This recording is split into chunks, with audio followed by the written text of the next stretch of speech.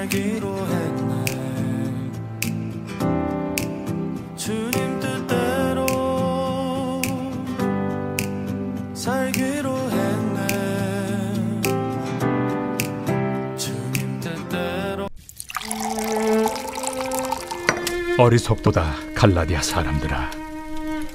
예수 그리스도께서 십자가에 못 박히신 것이 너희 눈앞에 밝히 보이거늘 누가 너희를 꾀더냐. 내가 너희에게서 다만 이것을 알려 하노니 너희가 성령을 받은 것이 율법의 행위로냐 혹은 듣고 믿음으로냐. 너희가 이같이 어리석으냐.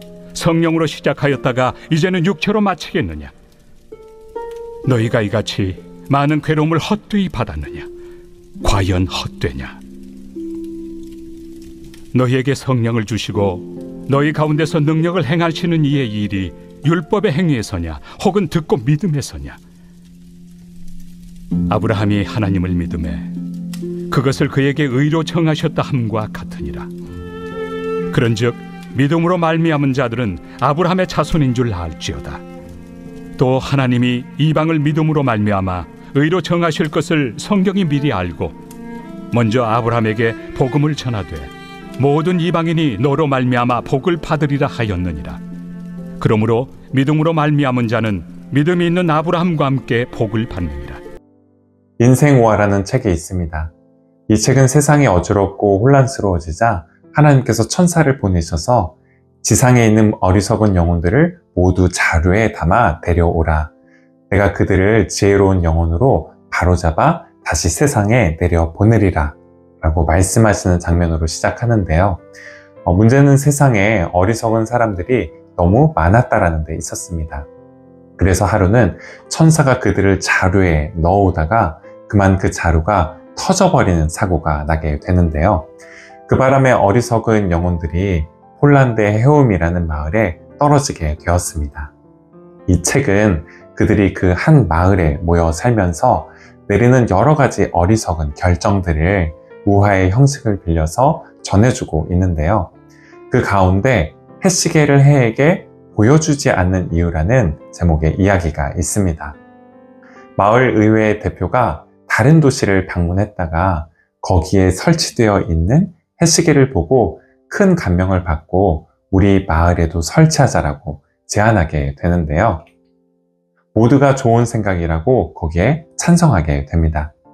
그런데 문제는 사람들이 비가 내리거나 또 눈이 올 때 헤시게가 망가지게 되지 않을까 걱정하기 시작했다는 데 있었습니다.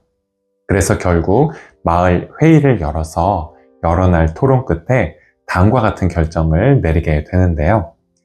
헤시게는 신의 원리에 맞게 살 수 있도록 도와주는 중요한 도구이다. 그것을 보호하기 위해 우리는 넓은 지붕만 만들 것이 아니라 헤시게 둘레에도 높은 담을 세울 것이다. 그리고 헤시게가 설치된 구역 전체에 울타리를 치고 헤시게로 향하는 문은 영구적으로 잠궈 놓을 것이다. 때로 비를 맞고 눈을 맞더라도 헤시게는 해를 보아야 합니다. 그래야 헤시게로서 기능할 수 있기 때문이죠. 그런데 헤시게를 보호한답시고 헤시게 위에 지붕을 덮고 둘레에 울타리를 쳐서 사람들의 접근을 막으면 어떻게 될까요? 아무런 쓸모가 없어지게 됩니다. 오늘 본문에서 사도 바울 역시 갈라디아 교인들이 저지른 이 비슷한 어리석음을 책망하는 것으로 시작하고 있는데요. 당시 갈라디아 교회 교인들은 율법으로 하나님의 은혜와 사랑, 또 십자가의 복음을 대체해 그걸 쓸모없는 것으로 만들고 있었습니다. 오늘 본문 1절부터 2절까지의 말씀인데요. 어리석도다 갈라디아 사람들아, 예수 그리스도께서 십자가에 못 박히신 것이 너희 눈앞에 밝히 보이거늘 누가 너희를 꾀더냐. 내가 너희에게서 다만 이것을 알려 하노니 너희가 성령을 받은 것이 율법의 행위로냐 혹은 듣고 믿음으로냐. 바울이 갈라디아 교회 교인들을 책망했던 건 하나님의 은혜를 율법과 의무, 종교적인 행위로 쓸모없게 만들려고 했기 때문입니다. 조금 더 구체적으로는 바울이 갈라디아서 5장에서 밝히고 있듯이 하나님에 대한 믿음과 사랑을 갈라디아 교회 교인들이 할례라는 종교적인 의무로 대체하려고 했던 것인데요. 성경에서 할례를 처음 받은 사람은 믿음의 조상이라고 불리는 아브라함이었습니다. 아브라함은 99세 때 할례를 통해서 그가 하나님의 백성됨을 고백하게 되는데요. 여호수아 24장 2절을 보면 여호수아가 아브라함의 아버지 데라가 강 저쪽에 거주하면서 다른 신들을 섬겼다라고 밝히고 있는데 아브라함 역시 그 영향력 하에서 자랐습니다. 그러다가 창세기 12장 1절에서 그에게 복을 주시겠다라는 하나님의 말씀을 따라서 본토 친척 아버지의 집을 떠나면서 과거와 단절하고 하나님의 백성으로 사는 삶에 첫 발을 내디디게 되는데요. 성기의 포피를 베는 할례는 아브라함에게 있어서 다른 신을 섬기던 자기의 과거와 단절하고 하나님의 백성으로 살아가겠다라는 고백을 자기 몸의 흔적으로 남기는 의식이었습니다. 이후로 아브라함의 자손들은 사내 아이들의 경우 태어난 지 8일째 되는 날 할례를 받게 되는데요. 그 할례의 의미를 신명기 30장에서 모세는 이렇게 밝히고 있습니다. 신명기 30장 6절 말씀입니다. 내 하나님 여호와께서 내 마음과 내 자손의 마음에 할례를 베푸사 너로 마음을 다하며 뜻을 다하여 내 하나님 여호와를 사랑하게 하사 너로 생명을 얻게 하실 것이며. 할례는 단순히 몸에 남들과 구별되는 어떤 표식을 남기기 위한 것이 아니었습니다. 마음에 행하는 할례, 즉 하나님을 더 사랑하게 하는데 그 목적이 있었죠. 이를 위해 하나님께서는 이스라엘 백성들에게 먼저 은혜를 베풀어 주셨습니다. 시내산에서 언약을 맺기 전 애굽에서 종되었던 이스라엘을 먼저 구원해 주셨고 이스라엘 백성들이 하나님을 사랑하기 전 그들을 먼저 사랑해 주셨죠. 따라서 하나님께서 베푸시는 은혜와 사랑이 늘 율법에 앞서고 종교적인 의무에 앞서게 됩니다. 율법과 복음, 또 행함과 믿음에 있어서 먼저가 되어야 하는 것은 언제나 후자이죠. 그런데도 왜 복음보다 율법이, 믿음보다 행위가, 또 사랑보다 어떤 의무가 더 앞서게 될 때가 종종 생기게 되는 걸까요? 바로 우리가 하나님의 사랑을 조건적인 것으로 오해할 때가 많기 때문입니다. 사실 우리는 조건적인 사랑에 늘 매여 있습니다. 어려서부터 부모님께 사랑을 받지만 그 사랑 역시 무조건적일 때보다 조건적일 때가 종종 있게 되죠. 부모님의 말씀을 잘 듣고 기대를 충족시켜 드리면 사랑을 받지만 그렇지 못할 때면 사랑받지 못할 때도 있게 됩니다. 학교나 직장, 가정과 교회에서 역시 마찬가지입니다.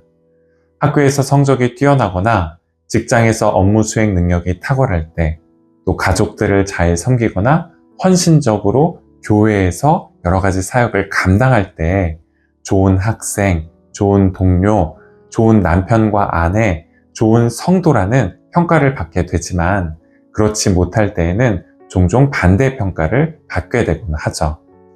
그러다 보니 하나님의 사랑 역시 조건적으로 이해하곤 합니다. 하나님의 사랑 역시 우리가 행위로 얻어내야 하는 어떤 것, 우리의 노력과 헌신에 대한 보상으로 오해하게 되는 것이죠. 그리고 그렇게 오해하게 되는 만큼 다른 사람들에게도 그걸 요구하게 됩니다. 사랑받고 인정받고 칭찬받기 위해 그걸 증명해야 한다라고 요구하게 되는 것이죠. 그런데 우리에게 어떤 자격이 있어서 하나님의 사랑을 받게 되는 것은 아닙니다. 오늘 본문에서 사도 바울은 아브라함의 예를 들어서 구체적으로 밝히고 있는데요. 아브라함이 믿음의 조상이 된 건 어떤 행함이나 율법으로 말미암은 것이 아니었습니다. 아브라함이 하나님께 선택된 건 창세기 12장에서였지만 할례라는 율법이 주어진 건 그로부터 한참 뒤인 창세기 17장에 이르러서야 비로소 주어지게 되죠. 우리 역시 마찬가지입니다. 우리가 하나님의 백성이 된 건 어떤 특별한 자격이나 요건을 갖췄기 때문이 아닙니다. 누가복음 3장에서 세례 요한이 선포하고 있듯이 하나님은 돌들로도 아브라함의 자손이 되게 하실 수 있는 분이십니다. 자유롭게 그분의 기쁘신 뜻에 따라 은혜와 사랑을 베푸시는 분이시죠. 따라서 서로에게 하나님의 사랑 외에 쓸데없는 요구와 부담, 또 의무와 책임을 짊어지우지 않을 수 있어야 합니다. 함부로 어떤 기준에 따라서 다른 사람을 평가하고 판단하지 않도록 주의해야 하죠. 하나님의 사랑이 자유롭게 역사하실 수 있도록 서로가 서로에게 여유와 공간을 내어주고 기다려주는 것, 그것이면 충분합니다. 두려움과 주저함 없이 하나님의 더 큰 은혜와 사랑을 향해 나아갈 수 있도록 서로를 돕고 또 격려해 줄 수 있다면 그것으로 충분하죠. 칭찬과 인정, 사랑받을 어떤 조건을 서로에게 무겁게 짊어지우기보다 서로 사랑의 빚, 감사의 빚을 진 채 상대방을 나보다 낮게 여기며 돕고 섬길 수 있는 은혜가 저와 여러분에게 있으시기를 바라겠습니다. 기도하시겠습니다. 우리에게 먼저 은혜를 베푸시고 우리가 주님을 사랑하기 전 먼저 사랑을 베푸신 주님, 주님의 사랑 외에 서로에게 무거운 짐을 짊어지우지 않도록 저희를 지켜주시기를 간구합니다. 학생이라면, 직장 동료라면, 가족이라면, 그리스도인이라면, 직분자라면 이래야 한다는 수많은 요구 조건들을 서로에게 무겁게 짊어지우기보다 아무 조건 없이 우리를 사랑하신 주님의 사랑으로 서로를 먼저 사랑하는 법을 배워가게 하옵소서. 예수 그리스도의 이름으로 기도드립니다. 아멘.